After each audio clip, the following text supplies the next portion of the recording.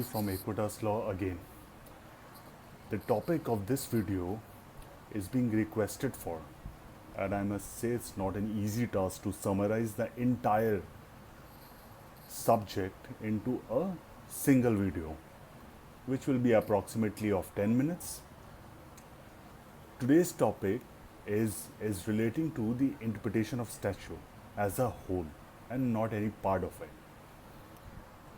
Any particular part will be a much easier task for me. Anyways, let's move to our topic at hand. Before that, without any disrespect to any other video online, it is probably too cumbersome to go through a 30 to 40 minutes video and actually keeping in mind the crux of the interpretation of statute while going through the specifics like the rules which have already been discussed in thick textbooks.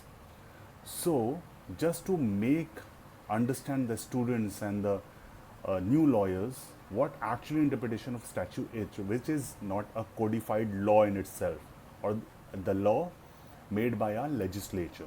In short, there is no law actually for interpretation of the law. It has come down to us through plethora or series of judgments through ages. However, but keeping this thing in mind that the judgments defining the interpretation of a statute theoretically even actually could not go beyond the statute itself but can only interpret it. That's the primary function of a court. The various rules of interpretation we have gone through the books also is number one, the literal rule, which says that just read out the provisions and follow the letter of the law.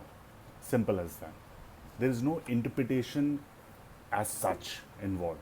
Even the golden rule, which is number 2, is basically the repetition of the literal rule. The real thing comes in when there is an ambiguity, when there is an actual interpretation required. Interpretation means that there is an ambiguity for which I have gone to the court and interpretation of law is required.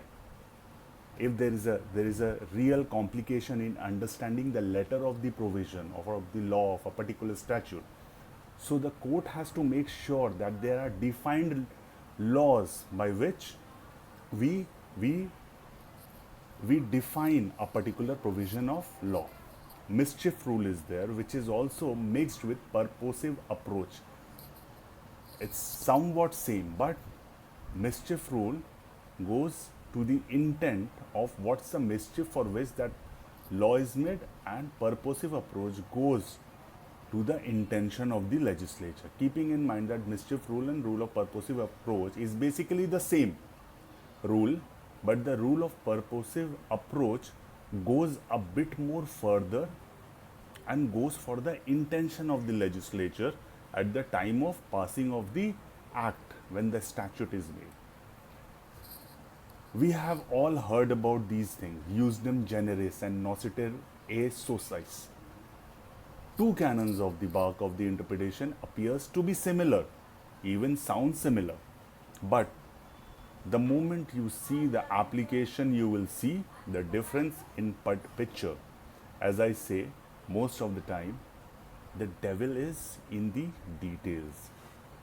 Iusdem generis is a smaller portion carved out from nociter e sociis. I might say also that Iusdem generis is usually applied to interpret a section or a provision and not the purpose of the entire statute, unlike nociter e sociis.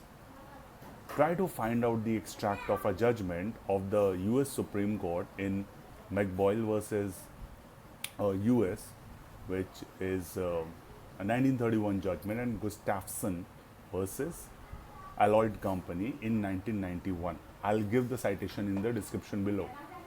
Always remember these rules of interpretation, which though are not part of the statutory interpretation of statute of the above rules, but it will really help you in the long run, which is an act or a statute cannot be contrary to the constitution of that country.